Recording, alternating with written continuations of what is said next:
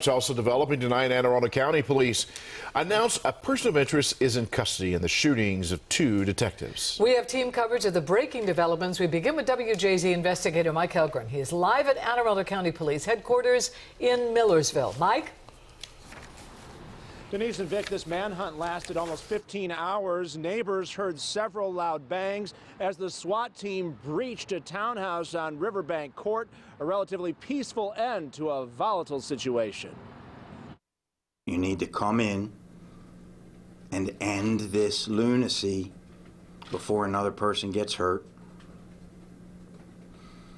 I urge you that in the strongest possible term. Hours after this plea from the police chief, the manhunt is over. Anne Arundel County Police have a person of interest in custody in the shooting of 2 detectives. They took that man into custody just before 3 this afternoon.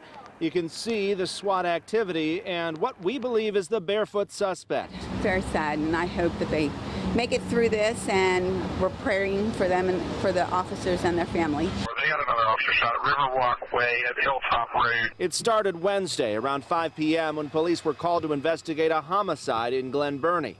Around 11, Detective Scott Ballard saw the suspect driving the homicide victim's car and tried to pull him over near this Royal Farms on Fort Smallwood Road. The homicide suspect that they're following, they're still in hot pursuit of the vehicle. The suspect shot Detective Ballard. Then another detective, Ian Priest, pursued the man into the Stony Run townhome community where he shot Priest before fleeing on foot. Somebody that shot cops, done ran through Glen Burnie, through Brooklyn, back to here. It's crazy. Neighbors saw a massive police presence here. Around like 11 o'clock last night, we had like 20, 30 cop cars flying through the neighborhood. The man was taken into custody in the same neighborhood where he fled. Neighbors report hearing a bang as the SWAT team did their work without incident. And at this point, police have not named the person of interest or detailed any possible charges he faces. Live at Anne Arundel County Police Headquarters, Mike Helgren, WJZ. Mike, thank you. Both detectives are being treated as shock trauma. One of them was very seriously hurt in the shooting. And Rachel Carden has more on who these detectives are and the extent of their injuries. Rachel. Vic, Denise, of course, so much concern about these offices, detectives that are well established in this community. We are receiving information from Anne Arundel County Police throughout the day today to check on their condition. Right now, we know one officer is in critical but stable condition. The other should recover. Amidst the chaos, a moment of gratitude. Thank you so very much for taking such good care of our cops last night. Chief Timothy Altamari credits the units who responded to the scene after 2 of his detectives were shot on duty. Detective Scott Ballard, ID number 1331, is a 22-year veteran and assigned to our fugitive apprehension team. Detective Ian Priest, ID number 1687, is a 13-year veteran and assigned to our Homeland Security Investigations team, which is the team that does our gang work in the county also. One of them, very seriously hurt, is in stable condition at shock trauma. The chief says life-saving measures were taken last night in mere seconds. I think he knew he was really badly hurt, and he needed his brothers to come back and help him, and he figured out a way to do that despite the challenges that he had put in front of him. I think it's remarkable courage. Doesn't surprise me at all. With a nod to the doctors working on his men, the Anne Arundel County Police Department has been blessed that our hospitals have kept our cops alive year after year. When something bad like this happens, they work miracles. The chief couldn't help but get emotional. I'm very proud of them. Anne Arundel County Executive Stuart Pittman reminded his residents, for the men and women in blue, tomorrow is never promised. Please, when you see a police officer today, please thank them for their service.